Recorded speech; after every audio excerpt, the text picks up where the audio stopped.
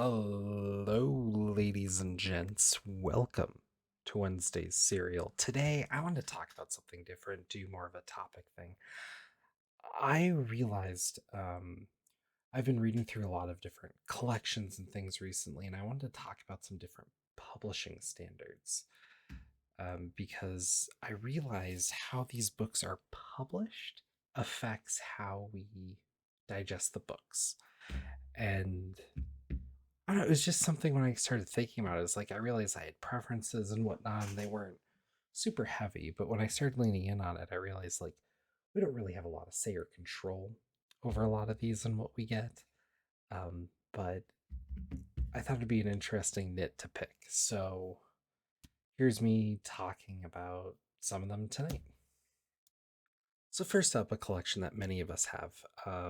Preacher here, trade paperback. This is one of my favorite ways to get a book. This is a collection I've had since college, and it's a kind of beat up old trade. I wouldn't get rid of this for anything, and you can get nice leather bound editions or whatever for Preacher, which feels wrong for Preacher for a number of reasons. And I don't know, there's something, this is comfortable in the hand, it reads easy. I like it. Also, good cover, good spine with some information, the number. The earlier ones I have don't have the number. Don't like that. But then as you move between the books, there's the cover, and then you move to the next one. So it creates kind of a breather as you move between issues, but you know where those breaks were. And I think that's important for the storytelling. But it doesn't tell you what issue number it is. And I have mixed feelings. I think for Preacher, it's the right thing, and they let the cover art be the art in full. The logo isn't there and whatnot, so I'm sure it's cropped maybe a little differently than it would have been for the actual cover. I don't know, but I think it's great, and I think that's a cool way to move through things. There's usually about 6 issues in an issue in a volume here, and none of them are too far one way or the other, so it always feels correct. I would note for Vertigo though, there's an interesting split where for Transmet, the first volume that I have is the first 3 issues. That's a complete story, and then the second volume is like a bunch of separate issues, but it's its own volume.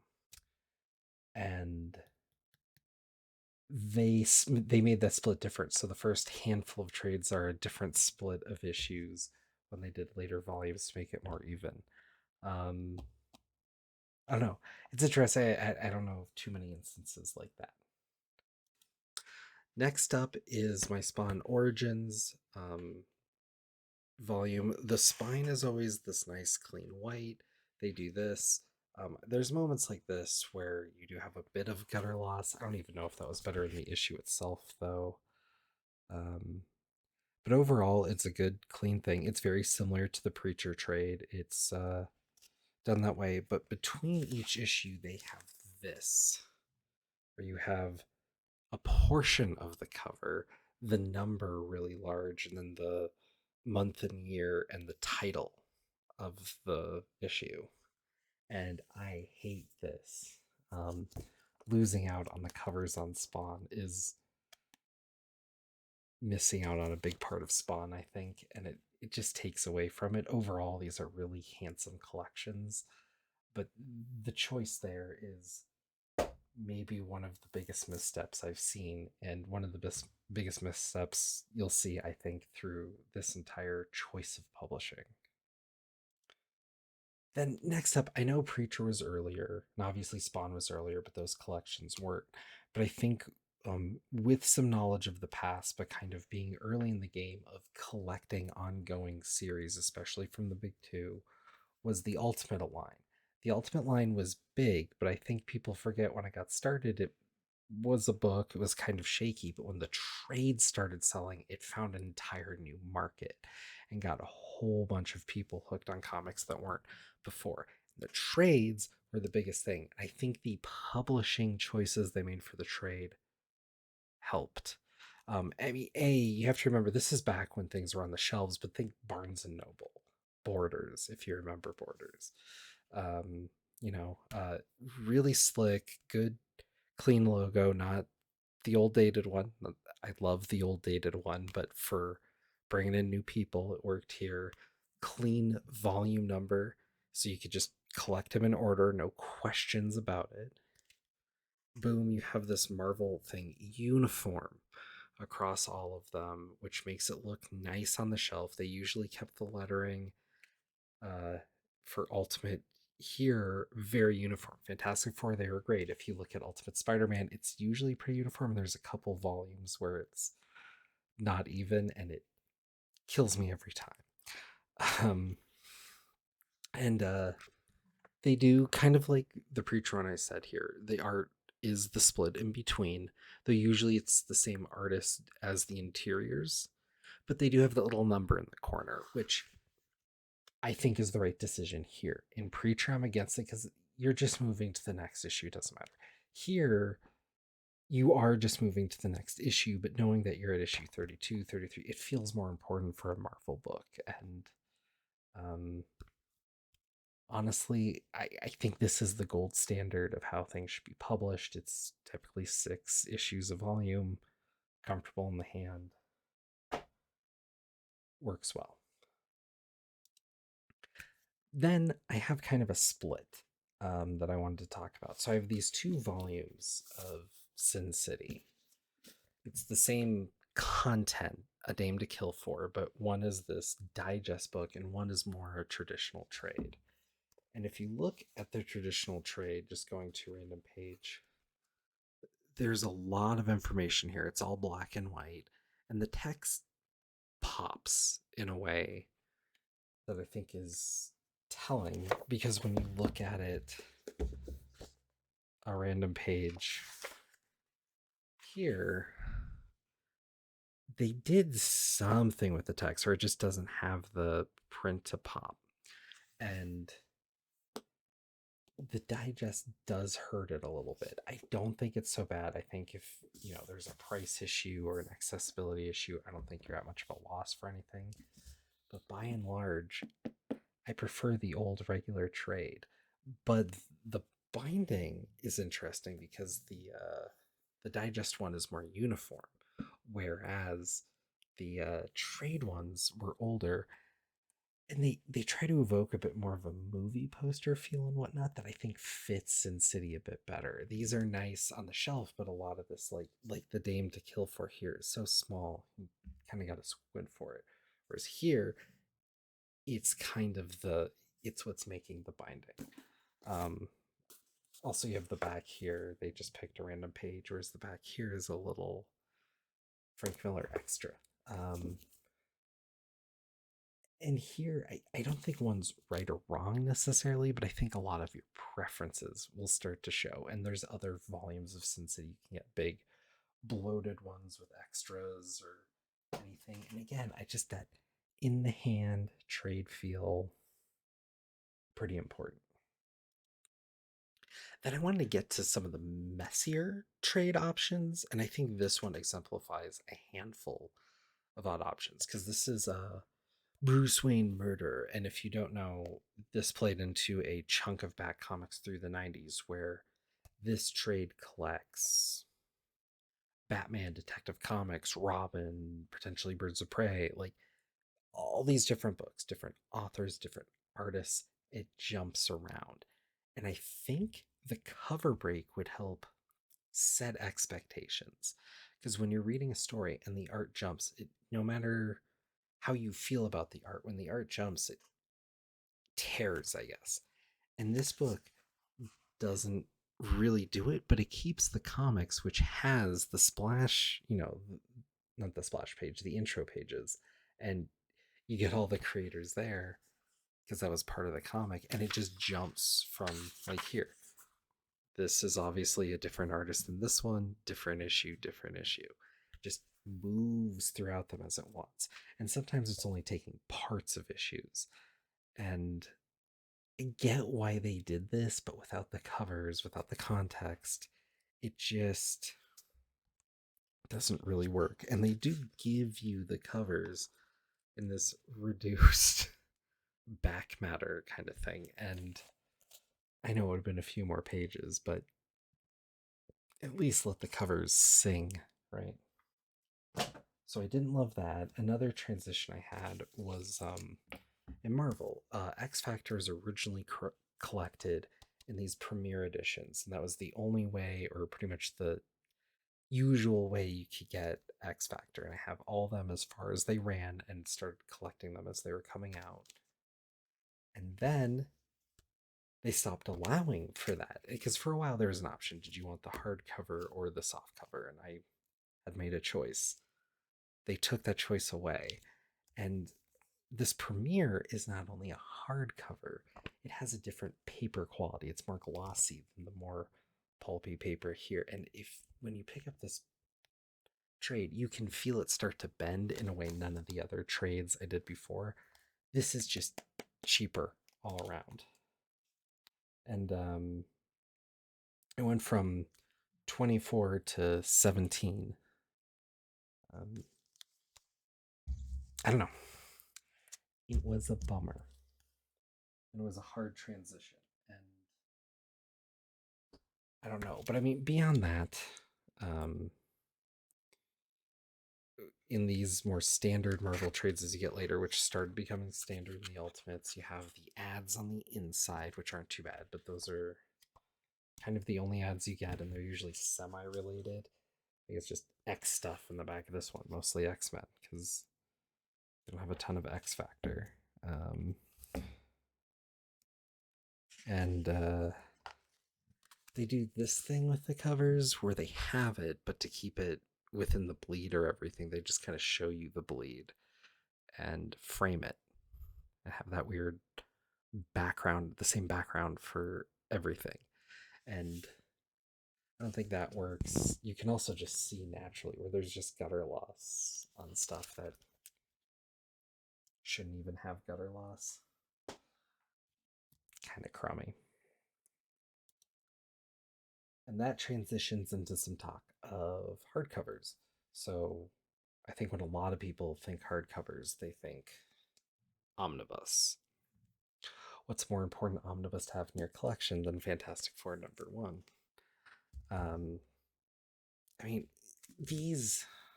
I started asking people how they read them. A lot of people seem to read laying down. I have to set it on a table, and then I'm reading it, but then I'm hunched over reading it. I don't think that's great for me. I've thought about getting like a, I don't know, some sort of stand that would be like a drafting table or something, so it'd be at an angle so I can plop it down, and I don't know. But as you go through, things are collected, and they have kind of what I was talking about, that framing around each cover, but it's a little less of a gutter, and it feels more like they're putting a frame here around it. I mean, just solid black, matte black, works. What's also interesting here that I should note about the collecting that I don't see anywhere else outside of these Marvel collections is they have the letters columns collected as well, which is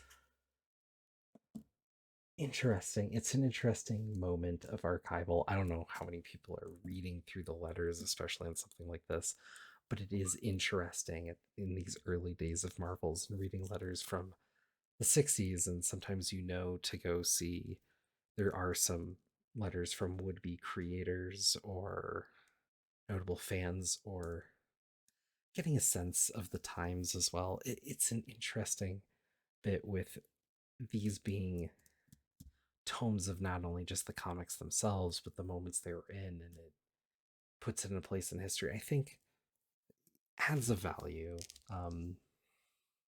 But these also have the slipcovers, which are a little pain in the ears to deal with, especially with something this large. Uh, Overall, they're a nice collection, but it's just wielding this thing that's a problem. I should also note that this is an earlier omnibus. If you get this exact omnibus or any similar omnibus of the more current versions, they've done something with the paper and the binding to make it a chunk thinner. Also, this is nice and big and fat, which I prefer. The later ones have a smaller font on the side. I swear there'd be an industry for printing different slip covers so that people could have a uniform look across. Then, obviously, one of my favorites, TMNT, the IDW collection. There's Donnie, and this collection they have an artist that's doing all the covers who's done some interiors before, part of their stable. But they have the same guy doing a cover, and it's a single character, or in a couple cases it's a double character, like Bebop and Rocksteady are together.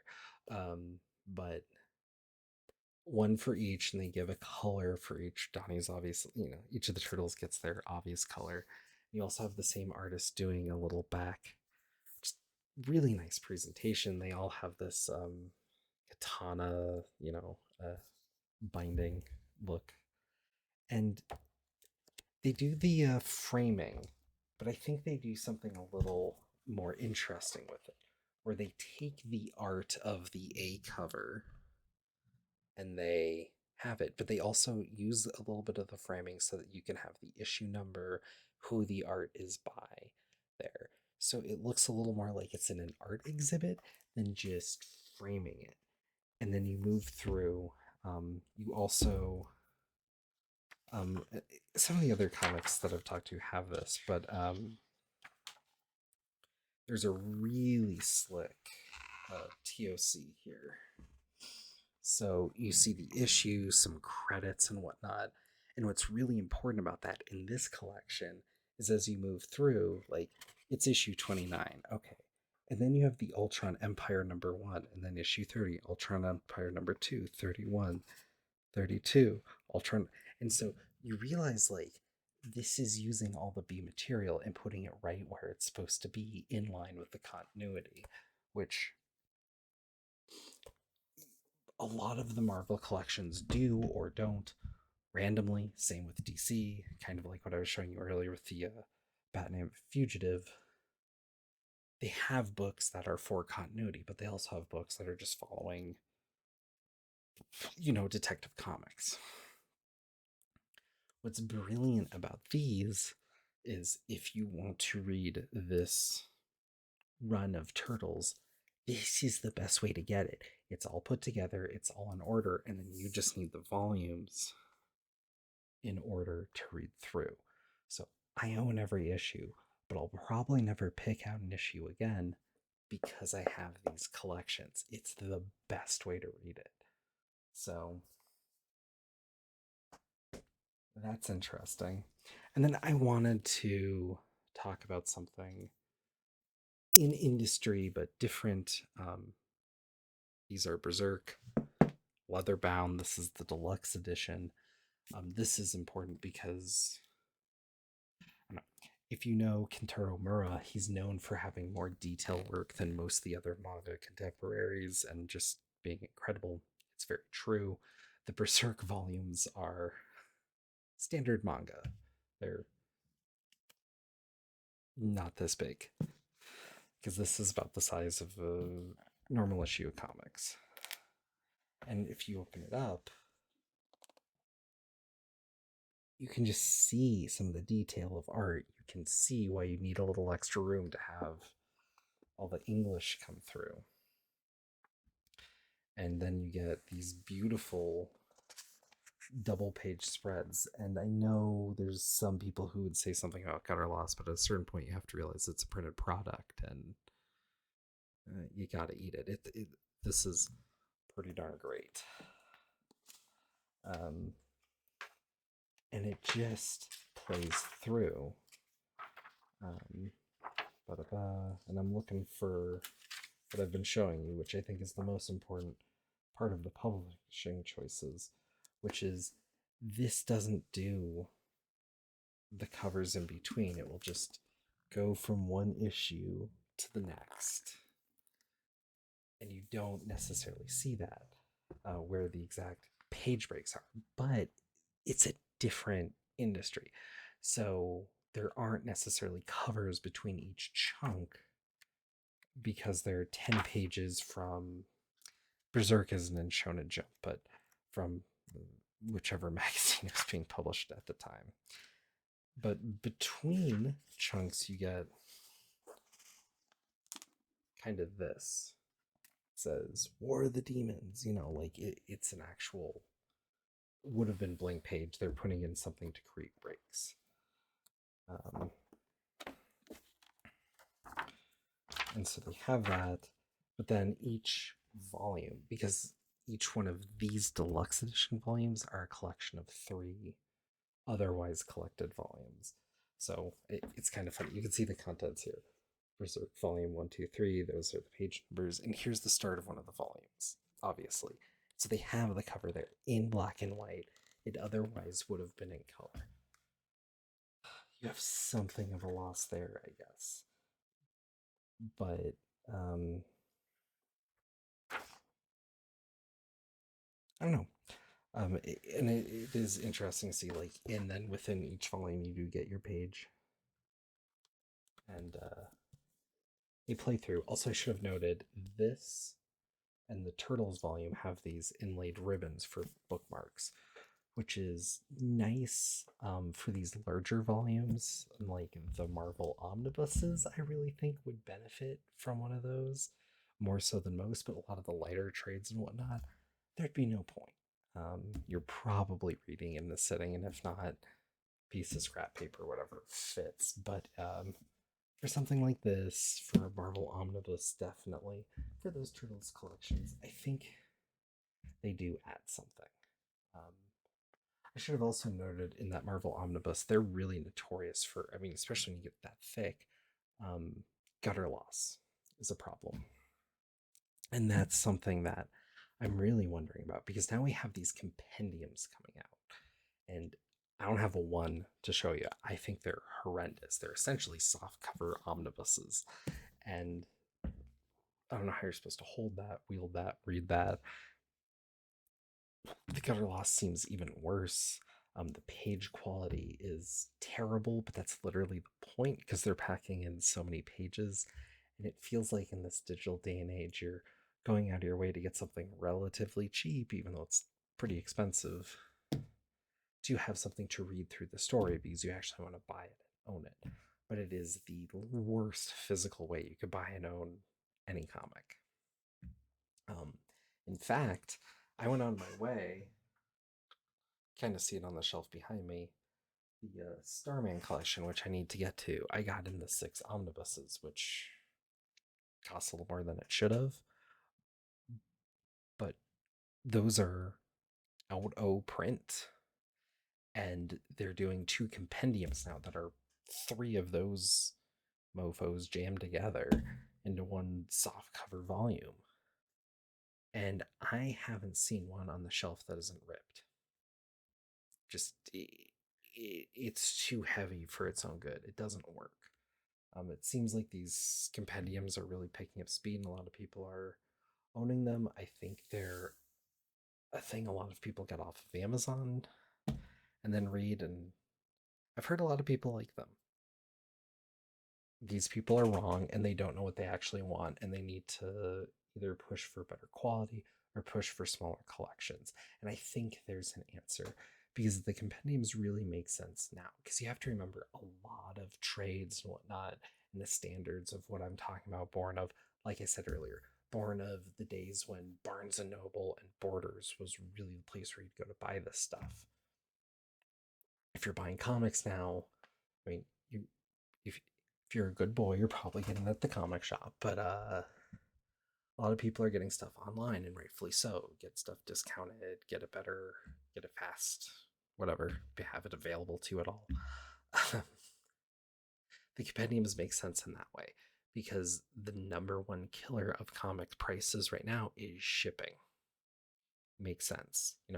If you're buying an issue or two, it costs as much to ship the thing as to buy the content. Not a great deal. Buying a single trade, kind of in that area, you're paying most of the price of the trade to get it to you. And so you want to get a collection or bundle or something. But being able to get individual trades all from the same vendor or something is becoming less likely. I've seen a few times that they've done this, but I don't know why they don't do it more often, especially for things like Preacher or Transmit. But they do it for Sandman. It's a box set, just a thin cardboard box. It's all 10 trades or whatever. So it's one sold item, and it has something to look nice on your shelf. You flip it around and you have, Morpheus going like, "You have good taste," on your bookshelf. Kind of what you want, right? But then you're not getting an individual, you're not getting it one by one. The whole thing's been in print since before most of these kids were born. Great. So you don't need to wait for the next volume. Boom, get the good trades and all that I was talking about with the ultimates and whatnot. All those standards. Obviously, it's Sandman, so it's the new collection, so it has the newer coloring. Different topic, uh, but get that together. Do that for do that in chunks for Spawn. 10 trades at a time, I guess. I don't know. Do it for Turtles. I mean, even with the hardcovers, they could do bundles of them. And even if they aren't boxes, if you do have those hardcovers and you start selling them in bundles at 5 at a time or whatever, then you just make it easier to ship and move, and it plays in the economy of how things move today better. Just anything to get away from it, because this is somewhat readable. This is a lot of book though, and there's 14 easily going to be 15, and then probably 16 volumes by the time it's all said and done. Berserk's in a funny state for fans of that book, they know. Uh, but there's just so much out there in such a smart way. I mean, imagine if you could get The Walking Dead in a book set. That's a book that's published very well, and made its bones in trades as well. Uh, let's push for some of that. Another great example is Invincible. I have the Ultimate Collection, which are these kind of oddly colored bindings. It's a hardback binding though with the slipcase. I have a lot of slipcase ones. It wasn't my preference, but it was the best way to get the books at the time. And it was a bit oversized, so you could appreciate the Otley art a bit more. Big, glorious pages of people's teeth being punched out and blood sprayed everywhere. Um, those are good, but I mean, the trades of Invincible work just as well. But then they started doing those compendiums too. Again, I haven't seen one that isn't ripped. There's better solutions. There's better ways to read, and I know I'm being snobbish, but I think how you read these books when you're paying for it, and now, I mean, especially y'all know the prices are going one way. I think with that premium, with that understanding, and with us in a lot of cases, especially for the classics, having choices, or in theory, having choices, there's a lot.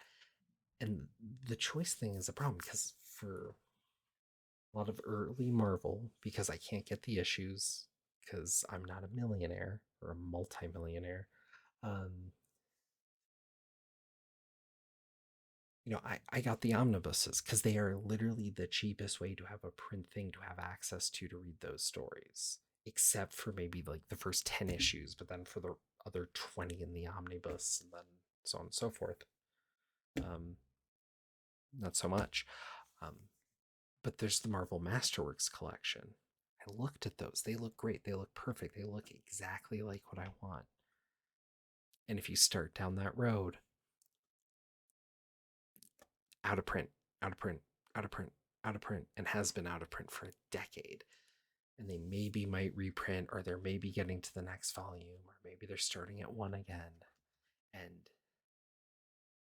no consistency in printing. So I'm hoping there's some radical change in the industry with the understanding of the printing standards, and as publishers what they're doing, because I think it's something that we as fans don't talk about as much, in more of a holistic way of like, I like this, I don't like this. Most of the things people don't like that I've heard talked about are things like gutter loss and paper quality. um, I gotta be honest, I'm not a super snob with paper quality. When it's tissue paper thin, I don't like it. Nobody likes it. That's obvious.